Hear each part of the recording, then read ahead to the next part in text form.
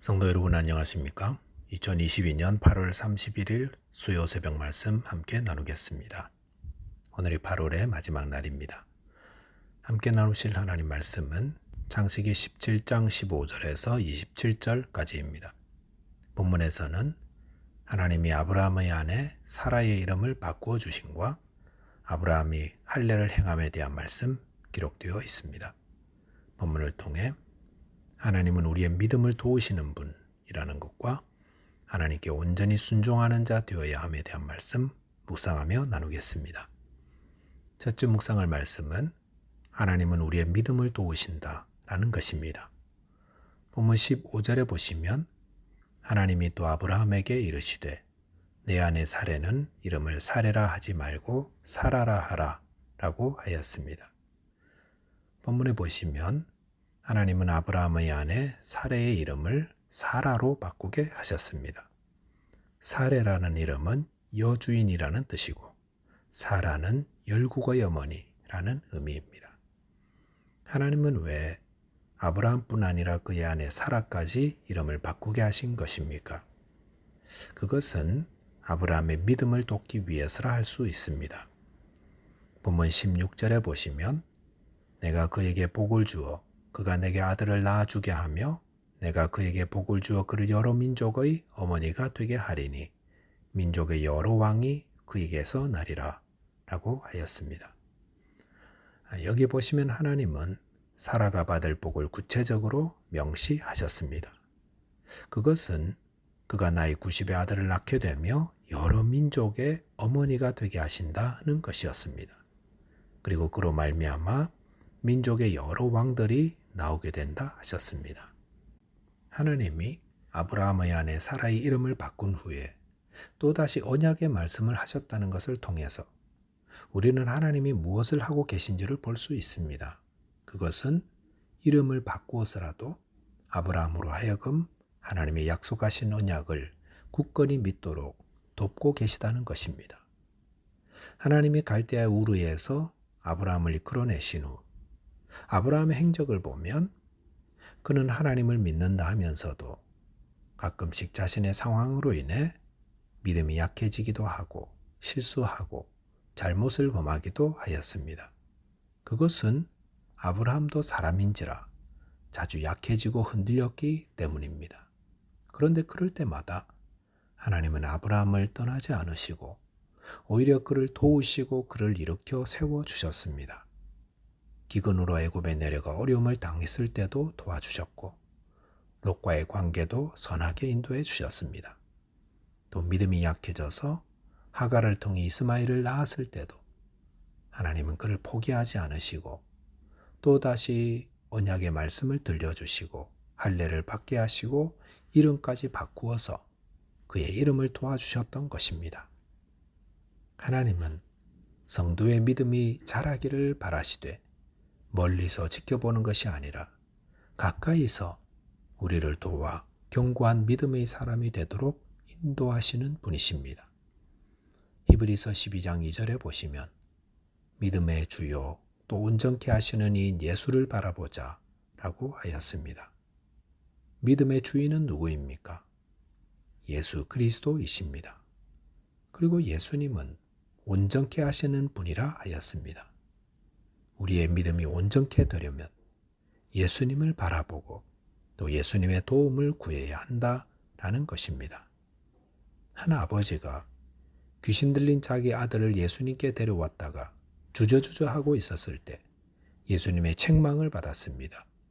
그러자 이 아버지가 정신이 번쩍 들어 저의 믿음 없음을 도와주옵소서 라고 외쳤습니다. 저희는 모두 믿음의 사람이 되어야 합니다. 이러지도 저러지도 못하고 주저주저하고 있을 때 주님께 도움을 구해야 합니다. 주님 저의 믿음 없음을 불쌍히 여겨주시고 저를 도와주옵소서. 믿음을 도와달라는 기도는 하나님이 기뻐하는 기도입니다. 저와 여러분께서 하나님의 약속을 견고히 붙드는 자 되도록 자신의 믿음 약함을 주님께 아뢰며 주님의 도움을 구하는 자 되시기 바라겠습니다. 둘째로 묵상할 내용은 온전히 순종하는 사람이 되어야 한다라는 것입니다. 본문 23절에 보시면 이에 아브라함이 하나님이 자기에게 말씀하신 대로 이날에 그 아들 이스마엘과 집에서 태어난 모든 자와 돈으로 산 모든 자, 곧 아브라함의 집사람 중 모든 남자를 데려다가 그 포피를 베었으니 라고 하였습니다. 하나님께 언약의 징표인 할례를 행하라는 말씀을 들은 아브라함은 그날 그의 집에 있는 모든 남자들을 데려다가 할례를 행하였습니다. 그런데 이렇게 하나님 말씀에 순종하는 아브라함의 모습은 우리가 본받아야 할 본의 모습입니다. 아브라함은 즉시 순종하였습니다. 아브라함은 하나님이 자기에게 말씀하신 바로 그날 할례를 행하였습니다.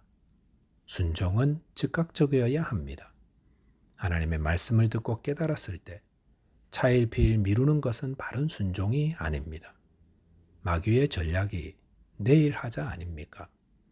기도도 하고 말씀도 읽고 선교도 하고 헌신도 하는데 다 좋다? 그런데 내일 하자. 이 내일 병에 걸리면 결코 순종하는 삶을 살지 못합니다. 순종은 즉각적이어야 합니다. 베드로는 주님이 부르실 때 즉시 배와 부친을 버려두고 주님을 따랐습니다. 오순절날 성령이 강림하시자 제자들은 즉시 나가 복음을 전하며 그리스도의 증인이 되었습니다. 믿음의 사람은 즉각 순종하는 자입니다. 또한 아브라함은 온전히 순종했습니다. 그런 하나님 말씀대로 순종했습니다. 창세기 17장 10절에서 하나님은 너희 중 남자는 다 할례를 받으라 하셨습니다. 여기 너희 중 남자란 아브라함의 집에 있는 모든 남자를 의미합니다. 그 집에서 난 자뿐 아니라 이방 사람에게서 돈으로 산 자도 포함됩니다. 그래서 그날 13살 된 이스마엘도 할례를 행하게 했습니다. 아브라함은 하나님 말씀에 가감하지 않았습니다. 너희 중 모든 남자, 이 기준 가지고 누가 할례를 받을지를 보았고 그 집의 모든 남자는 다 할례를 받았습니다.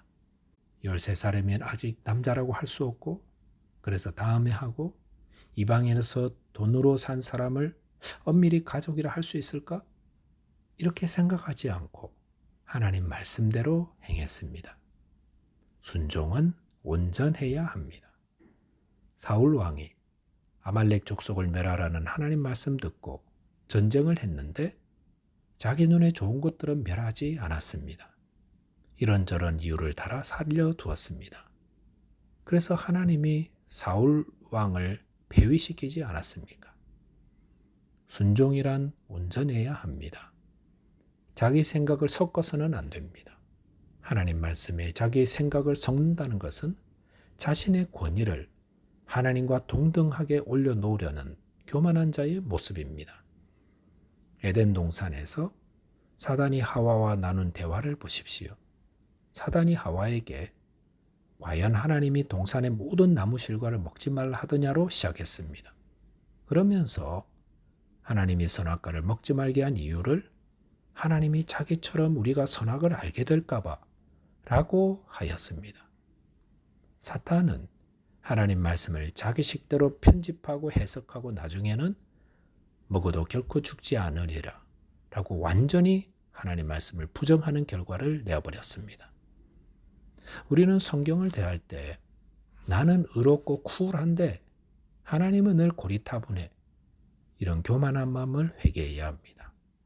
그것은 무지하여 하나님을 대적하는 자의 모습입니다. 사무엘상 15장 22절에서는 순종이 제사보다 낫고 듣는 것이 순양의 기름보다 낫다고 하셨습니다. 순종이 그 어떤 예배보다 낫습니다.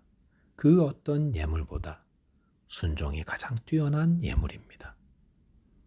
말씀을 정리하겠습니다.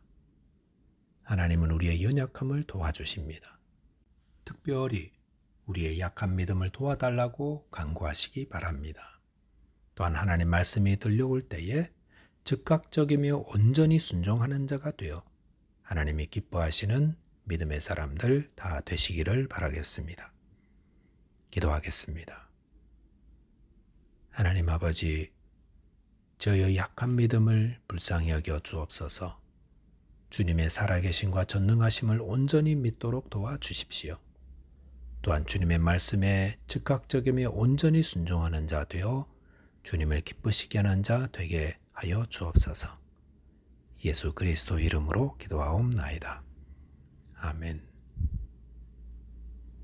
오늘도 믿음 안에서 승리하는 하루 되시기 바라겠습니다. 감사합니다.